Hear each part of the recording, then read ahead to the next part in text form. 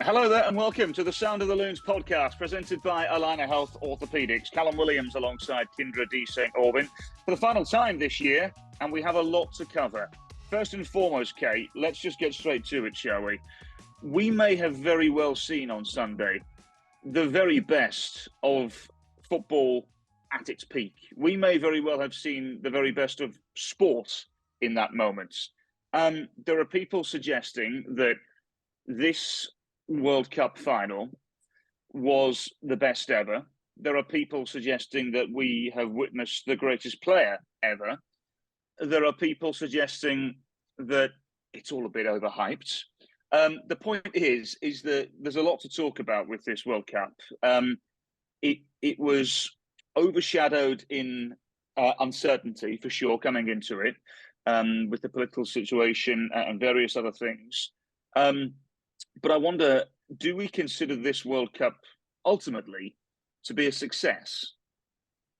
You know, it's funny that you asked me that, because first of all, from a game standpoint, from a footballing on the pitch standpoint, I think it checked every single box. And if you weren't a fan of the sport, of the game, of the tournament before now, then I don't know what's going to make you a fan. And I had people yesterday during the match texting me that aren't soccer fans, probably haven't watched a game in a year, maybe 4 years since the last World Cup. But that is the beauty of the World Cup. That's the beauty of this game, is it draws people in that aren't normally that fan, you know, neighbors that literally are like, what, this game is nuts, you know. And I think that is, you know, we kind of come up with these taglines, you know, to inspire, to unite, you know, and Minnesota United, I remember talking about when you're coming up with sort of what is the motto, what is the theme, and that is what this game does, and that is what the World Cup in particular did and does. And so I think on the pitch, on the field, from a tournament standpoint, from a global standpoint, it would be considered a success, even before that insane final. Do I know what the on the ground in Qatar feeling was? I mean, of course, there was a lot made leading into it and when it just started about the different things that went into this, and should Qatar even had it, you know, all those kinds of things. But from a footballing, soccer, uniting the world, everybody coming together and enjoying this beautiful game, I think it checked every single box. And then for Messi and Argentina to win that game, for the game to be played the way it was, I mean, I don't know, like I don't know how you could ask for it. You could not have written up a better, like a Hollywood script. Like if you said, hey, let's write this craziness, and then someone 20, 30 years from now watches that, they'll be like, oh, well, it must have, Hollywood probably did something there to kind of jazz that one up. But this is like the real deal. This is what happened. Yeah, it was legitimately the perfect script. And maybe there's a bit of recency bias here, but I was legitimately thinking about this the other day. Ahead of the game, I thought it was set for Messi to win it all. That was the message from everybody, that Messi was going to win this all, thus becoming the greatest player of all time, and ending the Ronaldo Messi debate and all that kind of stuff. Which I think for me, it's ended the Ronaldo Messi debate, but I'm not sure it's ended the Messi greatest all time debate, because I think that's going to be had for generations, because we've never seen Pele play, we never will see the likes of Eusebio play and everything. So that debate is always going to be there, and that's great. That's a good thing. Football's all about debate. But leading up to it did feel almost blockbuster-esque, didn't it? You expected something, and boy, we got something, didn't we? It was, as I said earlier on, I can't think of a more compelling final. The first ever World Cup final I remember, Kay, was 98. So that was my first sort of memories of a World Cup. I was about 8 years old then. And so I was trying to think this morning of other World Cup finals and what they were like. And they're usually tight affairs. They're usually quite intense. And this was. But a lot of them usually aren't extremely high scoring. They're either a 1-0 or 2-1 or something along those lines. this had everything, as you insinuated. This may very well, Kay. And again, we may be talking like this because of recency bias, but I find it hard to believe that we've had a better World Cup final. It just had absolutely everything. And I think I agree with you in the sense that, especially not that we're of the younger generation and I'm 10 years older than you, but I do think that, like, listening to everybody else talk about it, people that have been around and even played in several World Cups, say the same thing, that it kind of supported how I felt. And I would assume that they're thinking in their brains the same concept. You're trying not to have this recency bias. But I don't know how you can look at that game, and there's like historians of the game. And I'm with you, the whole concept of, oh, is this the greatest player ever? Like that debate will rage on because people just have their own opinions, first of all. Sure. And how you qualify. Does this make him the legend of Argentina? Does he surpass Maradona? I mean, I don't know, like that may be a different debate to rage on, but there will continue to be great players that come after Messi. We've already got Kylian Mbappe, who is, quiet, to Argentina's credit, for 99% of the game. But then when he needed to come up big, he came up big. And that's what big players do. So I just think that this game literally had everything. It had the emotion, it had the passion, it had the energy. And if I'm sitting at home on my couch watching this and feeling this, and I'm not a Argentinian and I'm not French, I can only imagine what that feels like to be a person who's, from one of those countries, invested in that kind of moment. And none of us will ever know what it even feels like to be Lionel Messi and that kind of pressure that comes with what he's, had over his life and his career. And I get it. It's, these are sort in a vein of first world issue, right? You're when we talk about pressure and we talk about stress, we're talking about him feeling like, is he the greatest player? Can he bring it home? Can he, get a World Cup trophy? But it's an intensity that I'm not sure any of us will understand unless you've been in that moment, in that situation. And if you didn't enjoy that game, something is, you need to go to the doctor, because that was incredible. And that is why we play the game. That's why we love sports, is the unpredictability of it. And I want to say too, give a little credit to the officials. I thought they did a great job in this game. And Yep. I think that could completely change the feeling and the tone of a game. And I think he let them play just enough, called the fouls when necessary, kept control of it. There wasn't anything where, you're like, oh, wait, like a conspiracy theory behind it in the run of play. I just thought that they did a tremendous job. And, we saw Ishmael Al-Faf obviously as the fourth official, and he's an MLS official. So kudos to the crew as well. But what a game.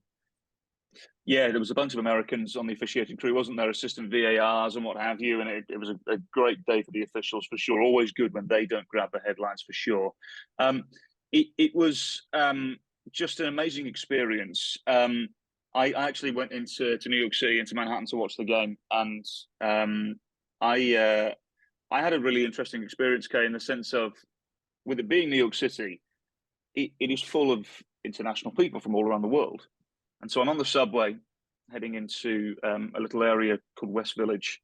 And, it's still very new. I don't know where things are, but what I noticed was so many French and Argentine jerseys, flags, T-shirts, and I loved it. It felt like it felt like an international event, because it is. I know that's an extremely silly thing to say, but sometimes, in a country where this isn't the number one sport, sometimes these big events do, I think, not get the attention that they deserve. And this didn't feel like that at all. It felt amazing. And the place I went to watch the game was a small little tavern, and it was great. There were fans of both sides. There was no trouble. It just felt like it felt like the World Cup final. It really, really felt like it got the attention it deserved. And then on the subway back home here, and again, there's Argentine fans singing and dancing on the subway and stuff, and it was absolutely incredible. And it for a moment, I know, compared to, from what we've seen from a picture point of view, what Buenos Aires looks like, and I can only imagine what that experience was like. But it felt for a second as though it felt as though we were in South America. It felt as though we were in Argentina for a second, seeing all the fans singing and dancing and whatnot. And it was great. It was absolutely unbelievable. And Argentina had every right to sing and dance because, as we sort of insinuated, they won perhaps the most compelling football match I think many of us have ever seen. And it's interesting that you say as well that Mbappe didn't have a great game. I actually thought he looked lost because Didier Deschamps made a couple of changes before half time, and I understand why. Because, in my opinion, France were too deep, and Argentina were fretting the living daylights out of them, and they couldn't get out, and they couldn't play the ball up to the big man. And as soon as they went 2-0 down, they had to rethink things, and they had to counter press, and that's why Mbappe, at least in that situation, started as a centre forward and then drifted out wide a lot more. But I thought Mbappe, for a while, you could tell he was sort of playing between two positions and he didn't seem like he had a grasp on what his role was. And I tweeted out, actually, that he looked a bit lost. And then all of a sudden, they scored 2 goals. And such is the beauty of the game. The penalty, I thought, was a penalty. And then the second France goal was so well taken. That the thing as well about this, Kay, is not only was it a great game, some of the goals were magnificent, weren't they? And I didn't have a single question about the penalties. You know, I mean, it's just one of those things where, you know, especially some of the offside, not offside calls, like everything that we've seen in this tournament with the enhancement of the technology and everything else. I mean, that one Argentina goal, I mean, could it, if he had leaned just a tiny bit more and his wrist would have been in, you know, just all these things, it was like it was meant to be. And yeah, the goals, the way they were scored, the way they were taken, the pressure on the penalties, not the penalty kicks, you know, at the end of the match, but even in the midst of the game with those players and how many penalties they had taken already in the tournament, and the mind game of which way you're going to go. The goalies have, you know, the goalkeepers have studied, and do you go the same way? Do you change it up? And it's just everything about it. And the big players showed up in big moments. There were some new stars that were born in this tournament, and even within these teams, you know, the French we knew coming in missing a lot of players, but they still found a way to, you know, find themselves in the championship. And I would like to believe, without being French, that when Argentina ends up winning this game and Messi gets his World Cup trophy, that there wasn't anybody that, you know, felt like it wasn't deserved, or, you know, you can almost sort of in a weird way be happy for Argentina and Messi, even if you're French, because of the way, you know, because of the quality of the player and the respect that you have for the player and the team. You know, and you got yours last time, so let somebody else, let Messi have a turn at it. But yeah, everything about this game. Was there any one particular moment in this game, in this match, that, you know, you had a different sort of a feeling, and not necessarily a goal, maybe just, you know, something that like was like, this is why we love this game? I think the second Mbappe goal, the second French goal, because Argentina looked so comfortable and confident 2-0 up. And then, like I said, I literally tweeted out that I thought Mbappe looked lost. And just within an instant, he scores a penalty. France get a chance on the edge of the penalty area, and he puts it away beautifully, and the game changes completely. And I just thought to myself, correct me if I'm wrong here, Kate, you know I am extremely naive when it comes to other, particularly US sports. I don't think games change that quickly in American sports. And I just kind of thought to myself, this is why it's the best game in the world, because it can change in an instant. And the age-old saying is that 2-0 is the most dangerous scoreline. And, you know, sure, I agree, and that's evidence of it. But you would still take a 2-0 lead in the World Cup final. But that for me, the Mbappe second goal was a moment where I kind of thought, yeah, this is the greatest sport in the world. This is the greatest event that we can possibly have.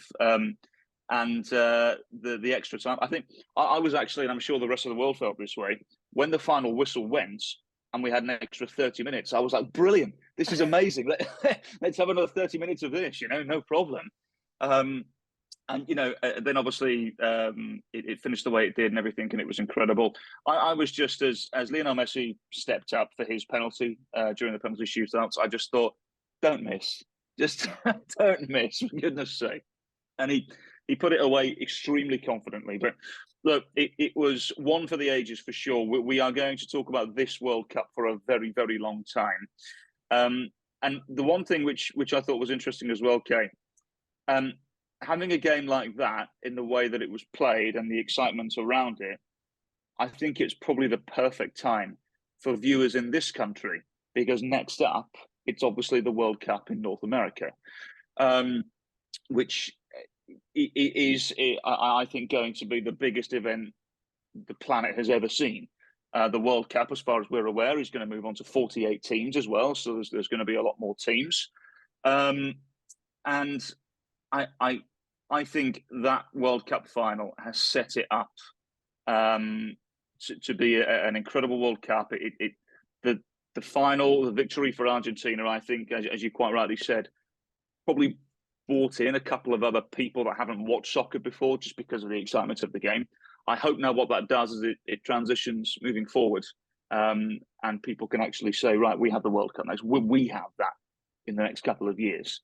That's a very exciting thing to think about. And I'm assuming as an American, Kay, as well, you must be beside yourself in terms of the excitement this will bring. Yeah, I mean, and it's one of those things that, it feels like an eternity away, but at the same time, the excitement will build. And I know it's not here in North America, but having the Women's World Cup next summer, I mean, now we're only 5 or 6 months away from that. Where normally you're waiting a year for another World Cup, with the men's and women's in between. So I think that the excitement will continue to build. I don't think it's going to slow down. I think leagues around the world, in particular in the United States with Major League Soccer, will help continue that excitement and bolster that excitement leading into, I know it's 4 years away, but it'll be on the forefront of everybody's mind, everybody's marketing, everybody's thoughts. There's debate about Greg Berhalter and whether he's going to be back or not. So this is going to be a never ending thing in a positive light. The only sad moment I had was thinking, I'm not going to see Messi in person at the 2026 World Cup. That was the only thing. I was like, I've always been a Lionel Messi fan well before even, this came about, but I just love the way he plays and the way he carries himself. And so I was a little sad when that sunk in, after the final whistle blew and the final penalty was taken yesterday. But I think that 2026 will have plenty of stars, plenty of excitement. I don't mind the expansion. I know I talked to Manny Lagos about it one day in a pregame show, before a watch party. And, with the parity that we saw in this World Cup, with Morocco making it as far as they did, I just think the quality across the globe and the standard has been lifted, and 2026 will be no different with the teams that make it there. And what an honor to be able to wear whatever crest it is for your country, and even some of these countries that wouldn't normally make it, to represent, and the pride that comes with that. I think there's nothing like it, and 2026 is going to be incredible. It's an outrageous assumption, really, wasn't it, to say that, oh, we're having 48 teams, that means the quality is going to disappear, or it's not going to be as good. Well, as you mentioned, and as we said on the previous podcast as well with Mark Watson, the likes of Saudi Arabia and Morocco and Canada and some of the other nations that you wouldn't expect to do well, I think made a very good case for there to be a 48-team World Cup. And that's exactly, as far as we're aware, what we're going to have in the next World Cup. You mentioned not being able to see Lionel Messi in person. You may very well see him in person in next year's Major League Soccer season. The suggestion is still there that he may very well sign for Inter Miami. And whilst we're talking of Major League Soccer, our wonderful producer, Grace Dearson, has handed us next year's schedule. So we're recording this on Monday morning. We have cast our eyes over this Minnesota United schedule for all of 90 seconds. And I must admit, Kay, so the opening game is... it's quite ironic, actually. Minnesota start where it all finished last year, away at FC Dallas. The first home game is March 11th, home to New York Red Bulls. There's something quite ironic about that. I've just thought about this, because if you remember in 2020, that's the opponent Minnesota United was supposed to have before COVID happened and the world shut down. I look down at the list and I see some really enticing games. Away to St. Louis on April 1st, I think is going to be a big one for a lot of different people. They go away to Montreal. They haven't done that for a long time. There's some enticing games away at New York City FC. Again, they haven't been to New York City FC since 2017. Away to LA Galaxy and LAFC, Kansas City once or twice. That's always there. this looks like a very good schedule for Minnesota United, doesn't it? Yeah, and I think it's, speaking of parity, this league is very similar, and as far as on any given day, you never know who's going to win. And you go home or away now, and I think that even that spread has tightened with teams not being able to find victories away. And it's not because the atmospheres aren't incredible for those home teams. It's just that the quality of this league continues to grow. And I do think that Dallas away as the first game in late February is going to be a good test for this team, knowing with the quality that the FC Dallas roster still has. Minnesota's roster probably isn't finalized yet, but it's same thing. Both teams are still trying to bolster. Before we know it, it's going to be holidays are going to be over. Guys are going to be reporting, heading off to preseason, and February 25th is going to be right around the corner at St. Louis. Yes. What they've been able to do, at least with that stadium, with that fan base coming into this league. We'll see what the team looks like on the pitch, because we've all seen that before. It could go one of two ways with the hype and the buildup and the excitement and the fancy new shiny new stadium and all those kinds of things, but the quality of what they put on the pitch. But yeah, going down this list, Orlando at home is always an interesting one with Adrian Heath's history with Orlando City. There's always a little bit of an extra edge there, whether it's home or away, as we know. But yeah, there is not a bad game on this schedule. And I think that when you look at the quality of this league, the growth of this league, the continued transition of players coming over or coming through academies and the secondary teams, I just think that this is going to be another one of those seasons that it'll be here before we know it. And I don't think there's a bad game on there. And once again, Allianz Field will be the fortress that they hope it is. Absolutely. It seems like it's not an easy first couple of games for Minnesota United. Dallas away is always problematic, but I get the feeling Minnesota will be glad to get away from the cold in that particular moment on February 25th. And I can't imagine it'll be piping hot down in Dallas then either. It'll be manageable. It'll be bearable, I think. So probably not a bad time to play Dallas at all. Although unfortunately later on in the season, Minnesota in July do have to go away to Houston Dynamo. So good luck to those particular individuals there. But this looks, again, like a very good schedule for Minnesota United, in my opinion, Kay. Red Bulls at home is going to be significant. Vancouver at home to follow that after an away game to Colorado Rapids. Away to Chicago as well. It's the first time Minnesota have been away to Chicago for some time as well. Let's not forget that's a place Minnesota claimed their first ever away victory as an MLS franchise back in 2017. I remember Abu Danladi scoring a goal or two that day. Well, I'm assuming they're at Soldier Field, yeah? Again? I would assume so as well. Which is a place that Minnesota has not played. So, that'll be an interesting dynamic playing there. Yes, absolutely. And I keep bringing up St. Louis, but new stadium there as well. This is full of excitement. And it's interesting because we speak of the World Cup finishing, and I woke up this morning thinking, right, well, what do we do today then? Expecting to find some sort of football somewhere, and not quite yet, but it is starting up very, very soon. To my knowledge, the English Premier League starts up on the 26th, the day after Christmas, which is a tradition in the UK, Boxing Day. And then shortly after that, into January, is when La Liga and the Bundesliga return, and other leagues around the world as well, Ligue 1, I believe. And the Major League Soccer players will absolutely be in camp.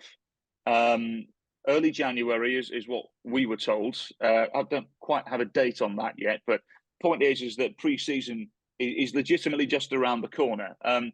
In terms of what Minnesota United are doing, we know they're going to be a part of the tournament with a bucket load of Major League Soccer teams, so we're going to have a good look at them. We don't know what's going on with streaming or the broadcasting of those games. We have no idea yet. I have a feeling somebody at Major League Soccer is figuring something out. But I suspect now, looking at this, Kay, and it's so difficult to predict anything because we don't know what the rosters are going to look like. There's going to be a lot of change. We've seen, especially now the World Cup is finished, I think there's going to be a lot of movement over the course of the next 6 weeks or so, I think, in Major League Soccer in particular. I wonder now, with what Minnesota have at their disposal, with what last season bought around, do we expect Minnesota United once again to be challenging for the playoffs?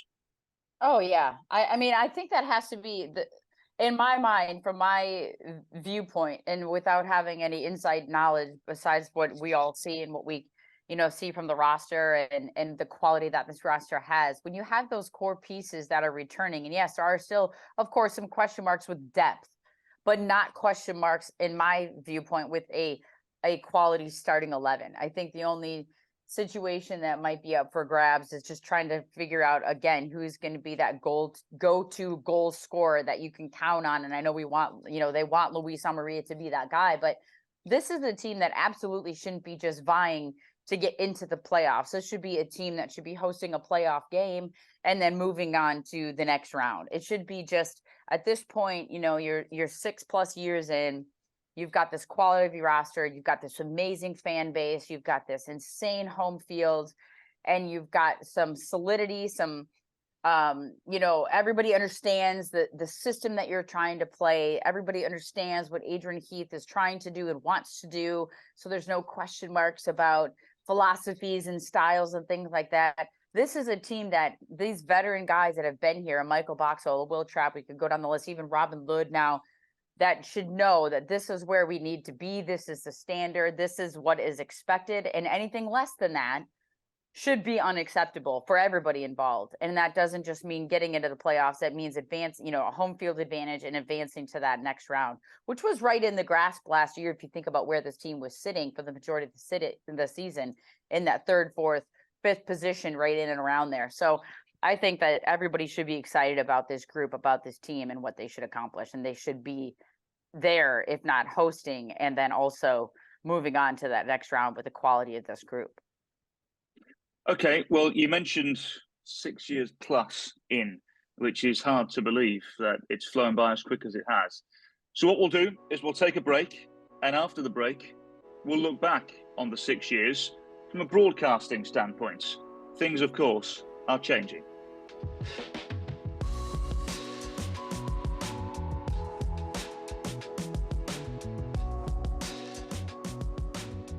When injury takes you out of the game, it's time for your team to step up. At Allina Health Orthopedics, you'll get expert care backed by a whole health system of providers with convenient locations, virtual options, and an app that gives you 24/7 access to your records, test results, and care team. You're always close to the care that you need. Schedule now at allinahealth.org/ortho.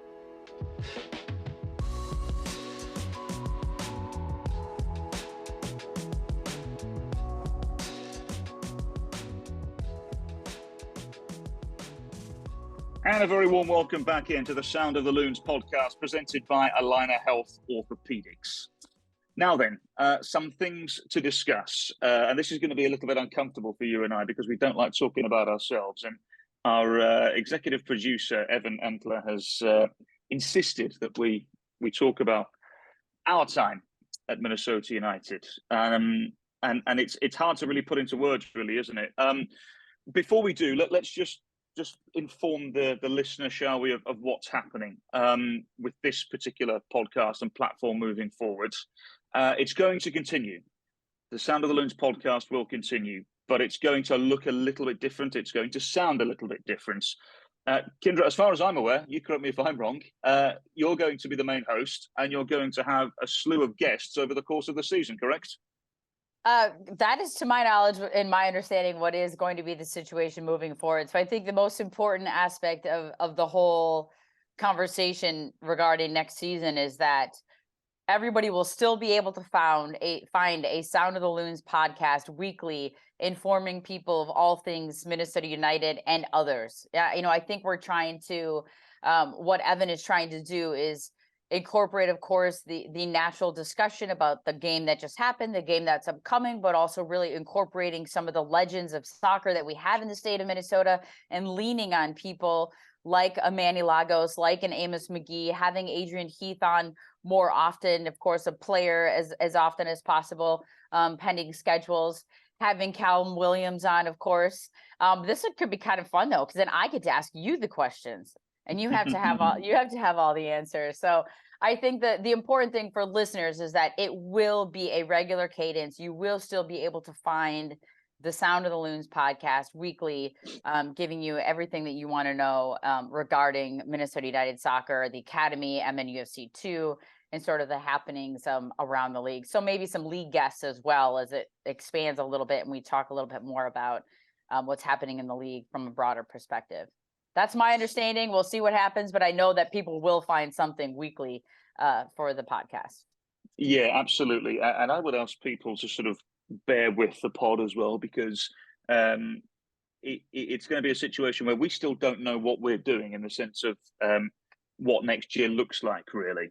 So we will keep an eye on Minnesota United as much as we can. But I think the other guests that you mentioned that are in and around the football club are going to be vital, and having the head coach on more regularly, having the GM, the technical director, and players on more regularly, I think is probably a good thing, to be honest, because they can probably provide a lot more insight than you or I could.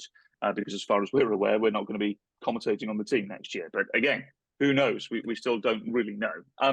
What we have done, and what we do know, is that we have commentated on the team for the last 6 seasons, which it just has flown by, and it feels like it's been 5 minutes. The one thing where we'll start, I think, Kay, is do you remember the first game we did? It was away at Portland, obviously, and it was on the radio. I was thinking about this last night. I remember we just about got on air. There was some sort of complication somewhere, which is not uncommon in a new broadcasting scenario. But I just remember we had gotten ourselves to Portland. I don't remember too much in terms of I remember there being a lot of excitement for the build-up, for sure. But I remember doing the commentary, and then I remember you and I sitting in the lobby in the hotel afterwards. I can't remember if it was a day game or whatever. I remember being very disappointed with my commentary. There's a shocker. Yeah. But it's true, though, isn't it? We, as a broadcaster, at least from my vantage point, I can't remember many days leaving, whether it's a stadium or a studio or whatever, and we've been walking out, and I've just been like, oh, that was a bit crap, wasn't it? You know, like I don't know what it is, but it's just it's the way that we commentators think, really, isn't it? And we're our harshest critic, as it should be. But that first game, we were sort of just thrust into it, weren't we? Really, and all of a sudden, here we are doing the commentary, and Minnesota United very quickly became a Major League Soccer franchise, and they found themselves down by a couple of goals, and before we know it, Christian Ramirez comes on and scores the first goal in the club's MLS history. A massive blur that first year, but certainly that first day. What do you remember from it? I remember a couple things about that. I remember that I was incredibly sick.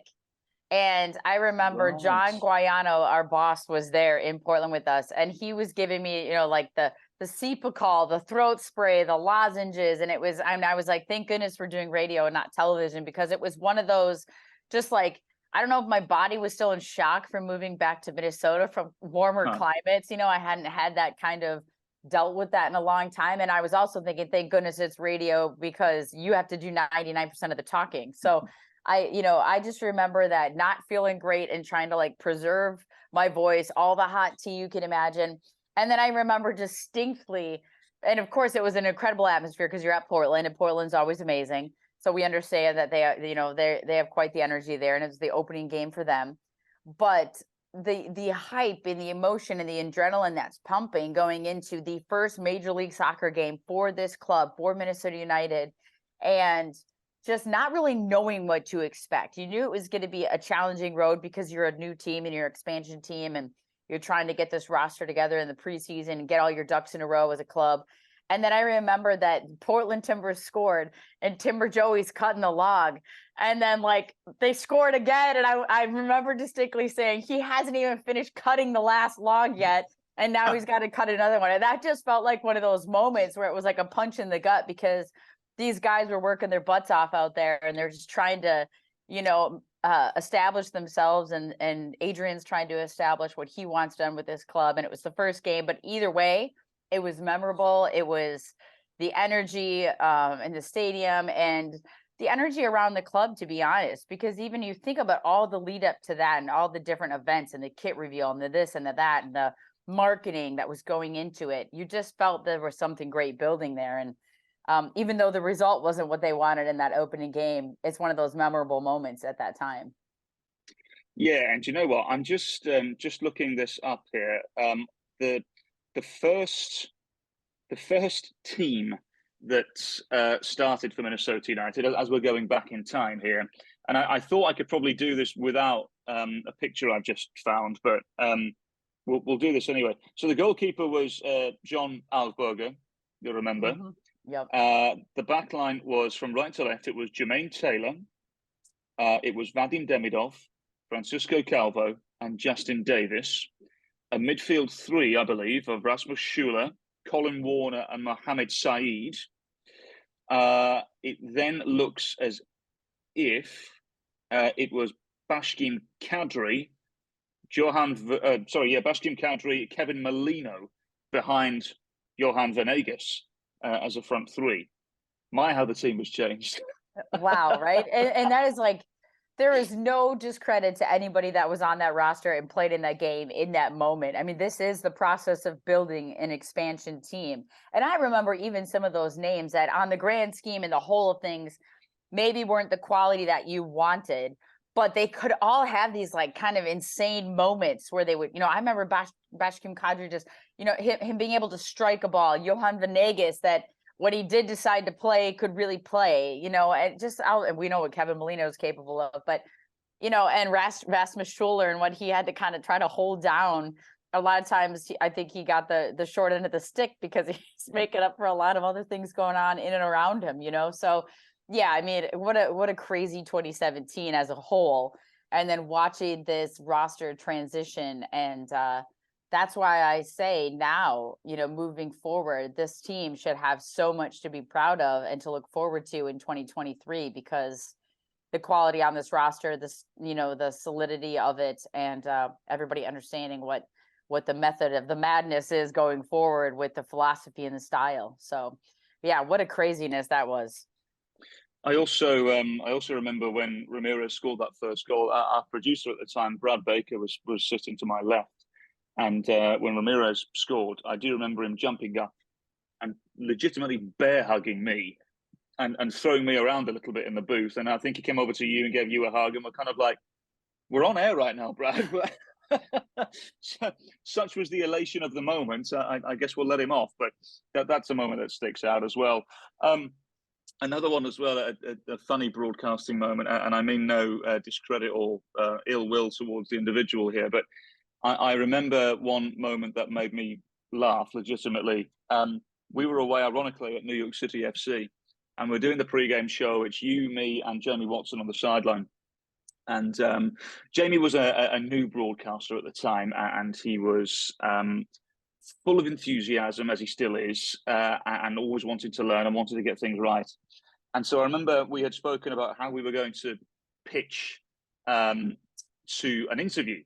And we were just starting to get Jamie to sort of transition and get used to that sort of stuff. And he said, right, okay, Jamie was going to take it and do his piece on the team or something like that. And then he was going to go over to I think he'd interviewed Jermaine Taylor, I think. And he'd done his piece on the team and all of a sudden just stopped.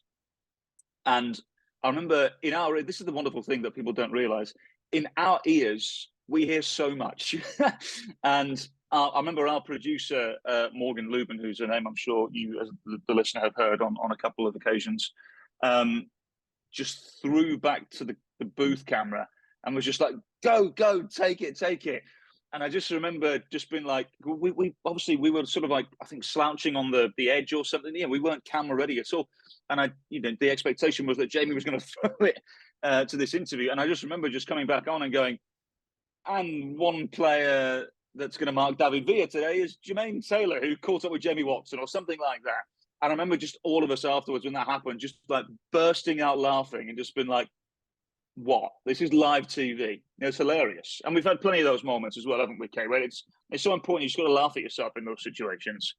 Yeah, I mean, I think as critical as we always are of ourselves, I remember way back doing, one of the first broadcasts I ever did for Big Ten, and I could not get anything right. And I felt like I stressed about it more and more every time I screw, it was like where it's a snowball effect.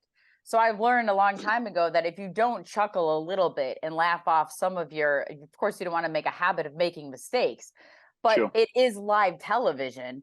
And if you can't have a little, just be able to shake it off, it's very much like an athlete in the middle of a game. If you dwelled on every single mistake you made, every turnover you had, then that it's a snowball effect. It just gets worse. And I love that part of the live television piece is you really are, as much as you have a plan and a rundown and a thought process of how things are going to go and what you want to talk about and how you're going to answer something. It's live television, it's live sports. And I think that is, the nature of the beast and the beauty of the beast at the same time. And that's what we love about it. And I think that, you're flying by the seat of your pants, and that's okay. And I think that, the other thing is that if no one on television that's watching it, if no one watching at home realizes that, then you've done your job correctly.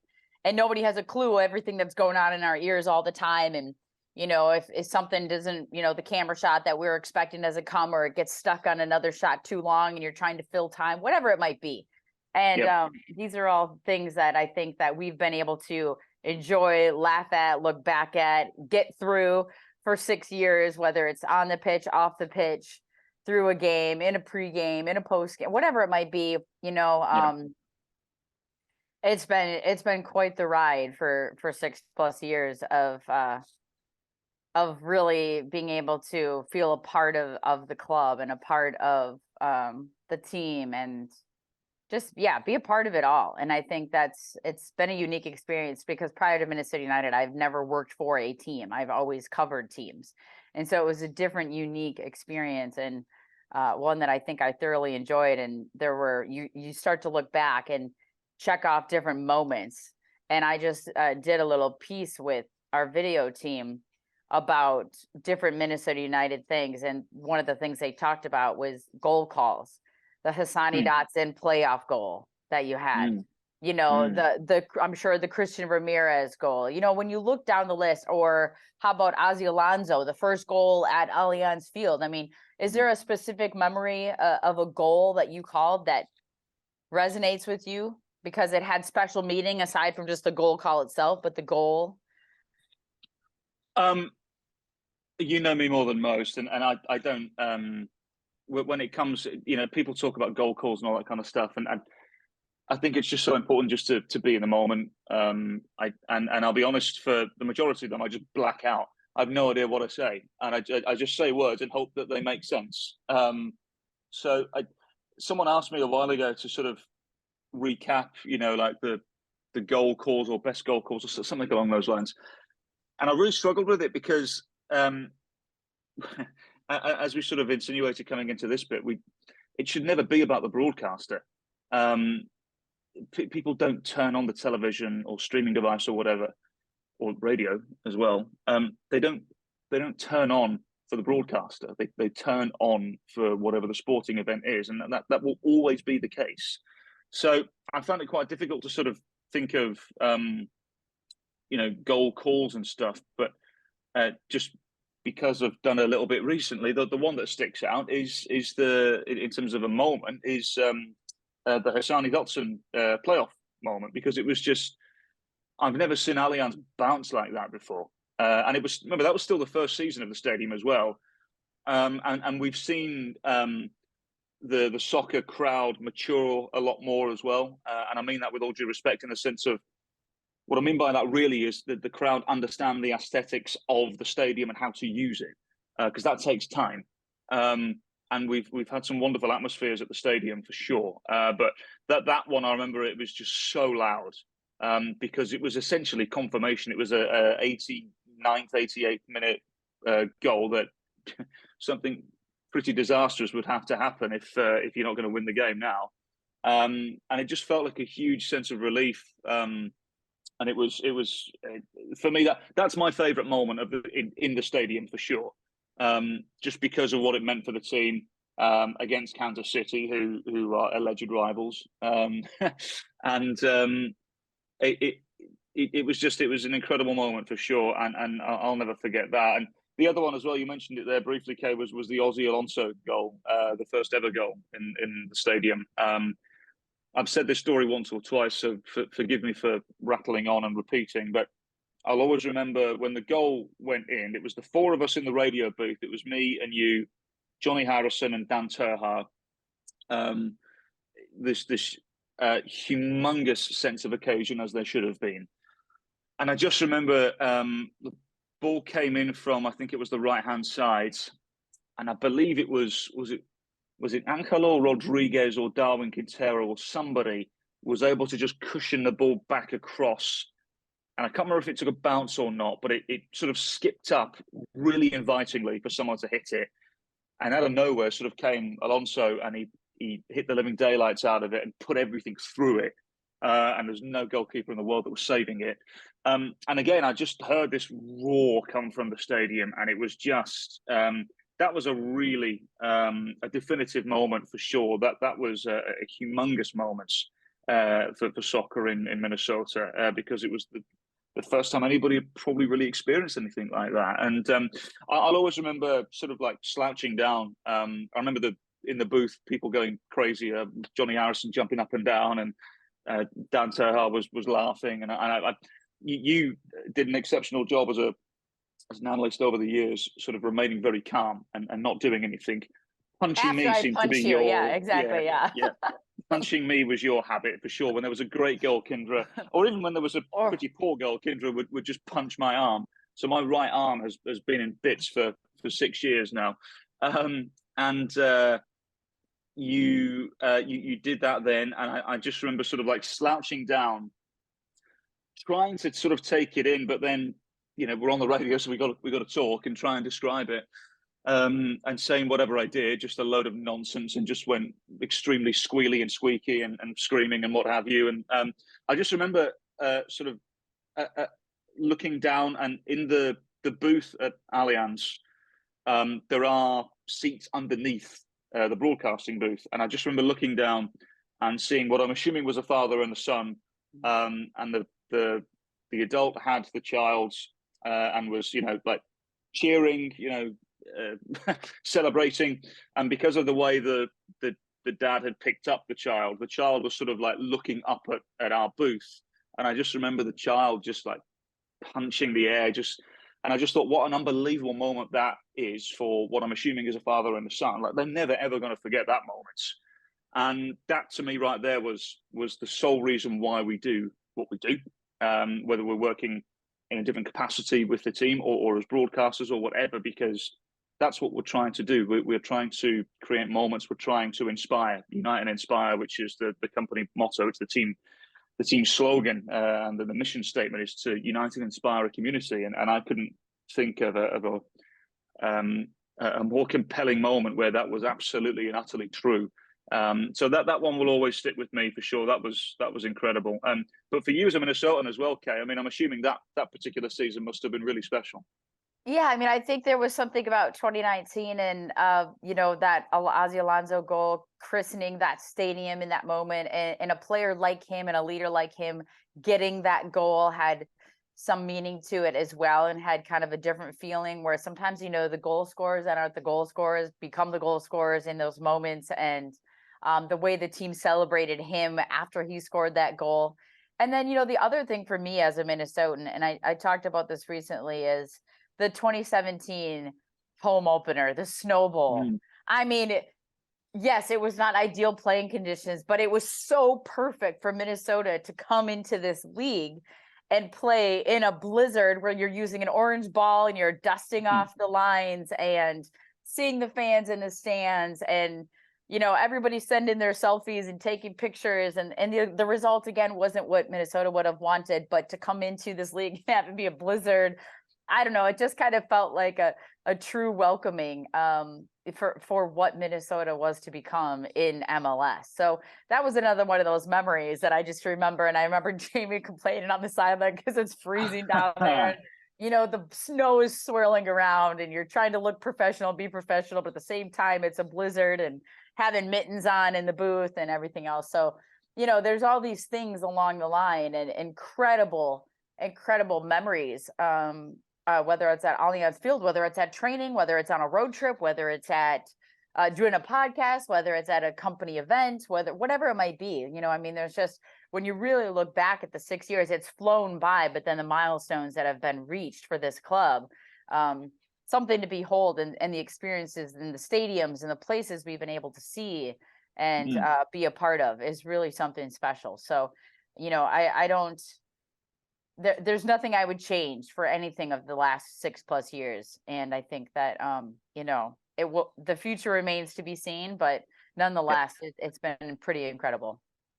Before we sort of wrap things up here, Kate, I want to ask you about 2020, because that was a challenge as it was for everybody in every sense possible as a human being. But as a broadcaster, it provided a couple of different challenges for us. We did the majority of the games off tube, off a monitor, and we weren't sure if we could attend training. We couldn't for a long time. We didn't know what was going on. We weren't allowed to do a lot, and it felt as though we were very, very restricted, which understandable. We again didn't really understand what COVID was at the time and what we were allowed to do and not. But I do remember one of the games we were doing in our sort of little makeshift studio at Allianz Field, which well done to everybody for making that studio look the way it did. I can't remember who we were playing, but there was a situation where I think we were about to kick off, or we just kicked off or something. And all of a sudden we just lost the feed completely. And we're still live on air, our mics are still going. And our producer, Morgan, said to us that there was a fire in the Columbus Crew truck. That's where we were. There was a fire in the truck. And for those unaware, for away games like that, we take the home team feed. So our cameras, we're not controlling anything. We don't have any cameras there. We take the away feed. So we were taking their shots, and they couldn't provide any because there was allegedly there was a fire in the truck. And I think Morgan had to sort of say, right, I think we'd just gone to break or something. So we had to we just got set up to do the commentary, and we then had to sort of shift and readjust to where we could come back on camera. And I think we might have come back on camera, and then we sort of transitioned as they slowly got the feedback to doing the commentary. That was wild. But again, live TV, it is what it is. Yeah, I mean, and that's one of those scenarios that, you hope that it comes off okay to everybody watching at home, and maybe they just think it's a glitch. And I do remember that we had just turned from facing the camera doing the pregame show and spun around to look at the big wall of televisions to call the game. And then all of a sudden it went blank. So we turned back around, and I don't even think we got rewired up. I think we just kept the headset on. And then as we were in the middle of doing that, then all of a sudden the giant monitor, the feed came back on. So then we sort of glamorously transitioned and turned back around and looked at the big screens. But yeah, I mean, 2020 was a challenge for several reasons. But I think the fact that like everybody, it's one of those moments where everybody comes together because everybody is trying to do the best they can with the situation that they have. And that's where everybody's really leaning on communication and teamwork. I mean, teamwork isn't just for the team on the pitch. It really runs across the board in the entire club and our entire production, whatever it might be. We have a fabulous production crew that we work with. So everybody that's on site, everybody that's trying to have conference calls to figure out what we're doing, what we can do, what we can't do. And then when even MLS is back, if you even go back to that and what we weren't allowed to do because of just the way the contract was, I think it was with ESPN at the time, and we're trying to do these little pre-game hits and then call the radio or whatever we did, so everybody was doing the same thing to make the best of a crazy situation.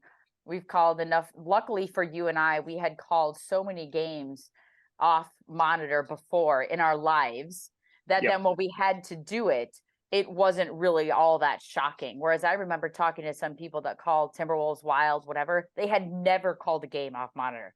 They had always been live in person until 2020.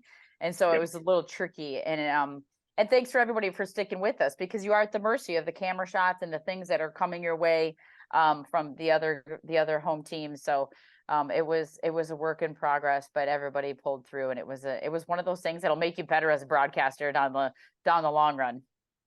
Oh yeah, yeah, absolutely. If you didn't get through that, then well, that was I don't know what to tell you. That was an extreme test for sure as a broadcaster. But look, we got through it and we did it. And then just last year as well, because we knew fairly early on that it was more than likely going to be the last year.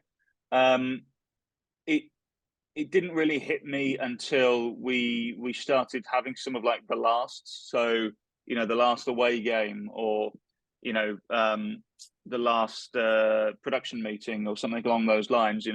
That's when it really started to hit me. I really enjoyed the last year doing the pre-game on the concourse when we could. I thought that was a really good addition to the broadcast, and it gave supporters the chance to see the set, I guess, as well. So although it took us a long time to get a table.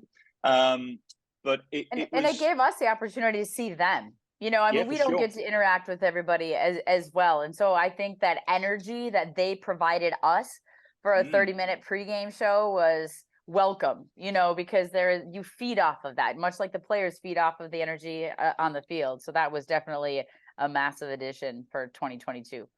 Yeah, for sure. That was a really good idea. We probably should have done it earlier, but it was a really good idea, and I'm glad we did it for the last year. And like I said, yeah, it was. We knew, as I said, we at least had an inkling that was going to be it, and that there was going to be a change. We didn't know what. Then Apple got announced and everything, and it was that last game, I think, was unbelievable. I was scrolling through some photos the other day, as you do, and came across the picture of the tifo that fans did for us. And again, we will just never be able to say thank you enough to the fans for that, because that was, we were both in shock, weren't we? We were both in the booth. We were getting ready to call a game. We'd just done the pre-game show, and it was a big game. It was LAFC, I think, and it was a big game ahead. And all of a sudden, we just look to the right and we see this ginormous tifo come out of nowhere from the Wonderwall. And to think that so many people had spent so much time and put so much effort into that is, I can't thank people enough. You don't need to do that for us. We're broadcasters, but thank you. It was an unbelievable gesture. And I do remember then, sort of, when we were in the midst of looking at it, our producer Morgan saying, we're live. And I remember just thinking, I can't talk right now. I just can't talk, because I was so taken back by the moment and the tifo. I mean, I'll never, I don't suspect you'll ever forget that, will you, Kay? I mean, what a moment. Yeah, I mean, I think that whole day, we had a plan. Once again, we had a rundown. We have a thought process. Right. We're thinking we're having Sherry Ballard on to talk to her about stuff, and they flipped the script on us and kind of flipped it to us, and then the tifo on top of it. It was one of those moments where, and I don't know if I'll still fully understand and appreciate that that we won't be back at training once training starts next season. That was like a finality of that moment, was that last home game, and then of course we went on the road to Dallas and did radio there, but it kind of felt final that day. But then until we don't go back to our normal routine next season, that's when I really feel like it will hit home, because we were in such a groove of what the cadence is and attending training every day and sort of being a part of that. And that particular day, and when that tifo went up, and just the overall reaction from the fan base, I think that that's just something that you get when you work for a club, when you're not covering a club from a national perspective, that you are ingrained in these people's lives and on their televisions every week, in their podcasts, whatever it might be. And just the appreciation, whether people were giving you positive feedback or constructive criticism, you still know that they're watching and they're listening and they're appreciating what you're bringing to them. And there's a respect level there that goes both ways. So when that tifo went up, it really was one of those moments where we know the time and energy it takes, because we've gotten those emails before from Craig saying, hey, supporters need some help. Can someone who can help and paint this and do that and put this together, as they're trying to get this stuff together, and they're all volunteers and they're all pitching in. So for them to do that on their own and to show that, and then the response we got from other broadcasters around the league that we know after they had seen that, I think it's a mutual respect that, that we have for the supporters and the fan base and vice versa. And I think that's just something that definitely didn't go unnoticed on our part. And we appreciate every single bit of it. And it's been quite the ride. It has. So before we go, some thank yous on this pod, because the podcast of Sound of the Loons has been going for several years now, and it sort of just came up as a little idea. I think, my word, when was it? In 2018, maybe 2019? I can't remember. It's been a while. It's been a couple of years. So just a big thank you to Steve McPherson, who was the original creator of, if you will, of the Sound of the Loons, and all the efforts that he put in over the years. Steve now no longer with the football club, but doing very well elsewhere, and a great follow on Twitter. But thank you to him for the idea and for allowing us to continue this. A big thank you to our production team over the years as well, Andrea Correa, Evan Endler, and now our wonderful producer, Grace Dearson. It's been great to do the podcast. We hope it has been as informative as you have wanted it to be. We hope it's been as entertaining as you would have wanted it to be.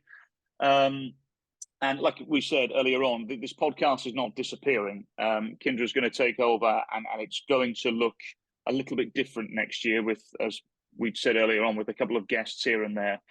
So it's not completely disappearing, but it is going to look quite different next year. I suspect you'll probably do a podcast in January, Kay, with regards to pre-season. The players are returning to pre-season. I believe they're returning to camp sort of, is it the second week of January? So maybe the listener can expect a podcast in second or third week of January, no? I would assume so. I mean, yeah, they come back. I think they head to Florida. Then they're doing that Coachella tournament, which should be phenomenal. So I think that there will be a number of things that will be on the forefront to keep people informed of what's going on, because we all know that preseason, that January, early February time is when people are craving that information, and you're trying to provide it. We know our social digital team, the video crew, and not knowing what's going forward, with broadcast, with there's, the Apple deal, the channel that people are going to be able to find content on, hopefully. I think that they're going to be working their tails off to make sure that, and of course we have the written content, which is always phenomenal as well on the site. So there will be a little bit of everything, making sure that people get their Minnesota United fix at the start of 2023. Absolutely. A big thank you to Grace Dearson, as always, for button pressing wonderfully. Thank you to you for listening at home on what has been a different podcast, but a podcast that I'll always remember, a very, very wonderful 6 years with Minnesota United. A big thank you to Kyndra D. St. Aubin as well for putting up with me and being a wonderful broadcast partner for the last 6 years. It has absolutely flown by. And it will always go down as a complete and utter thrill, a major memory in my lifetime, and I'm always going to have a very special place for Minnesota in my heart, for sure. So thank you to everybody. Thank you to the coaching staff. Thank you to, more than anybody, you, the fans, for listening. We hope it has been exactly what you wanted it to be. The Sound of the Loons will continue next year in a different format, as we said. So make sure you log on to MNUFC.com for all your information about Minnesota United. As we said, pre-season is just around the corner. Kyndra and Co will be keeping you up to date for sure. Once again, and for one last final time, you've been listening to the Sound of the Loons podcast, presented by Allina Health Orthopedics.